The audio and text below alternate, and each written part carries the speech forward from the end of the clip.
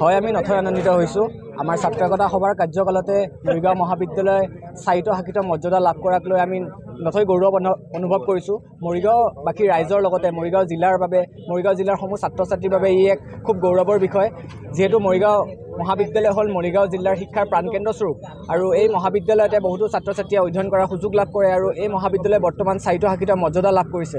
সেয়েহে এই গৌৰৱৰ মুহূৰ্তত মই সমূহ মৰিগাঁও মহাবিদ্যালয় পৰিয়ালবৰ্গৰ লগত জড়িত সমূহ ব্যক্তিসকলৰ লগতে সমূহ শিক্ষক শিক্ষয়িত্ৰী, সমূহ অৱসৰপ্ৰাপ্ত শিক্ষক শিক্ষয়িত্ৰী, সমূহ ছাত্ৰ ছাত্ৰীৰ লগতে সমূহ প্ৰাক্তন ছাত্ৰ ছাত্ৰীসকলক হিয়াৰ পুনৰ পৰা আন্তৰিক শুভেচ্ছা জ্ঞাপন কৰিছোঁ আৰু মই সেই মহান ব্যক্তিসকলক প্ৰণিপাত জনাব বিচাৰিছোঁ, যিসকল মহান ব্যক্তিৰ কষ্ট আৰু প্ৰচেষ্টাৰ ফলত মৰিগাঁৱৰ বুকুত এখন ঐতিহ্যমণ্ডিত শিক্ষানুষ্ঠান গঢ় লৈ উঠিলে, যাৰ নাম হ'ল মৰিগাঁও মহাবিদ্যালয়। এই গৌৰৱৰ ক্ষণত মই সকলোকে শুভেচ্ছা জনাই আৰু মই সাধাৰণ সম্পাদক হিচাপেও যথেষ্ট গৌৰৱ অনুভৱ কৰিছোঁ যে আমাৰ কাৰ্যকালতেই মৰিগাঁও মহাবিদ্যালয় সাহিত্য শাখিত মৰ্যাদা লাভ কৰিছে।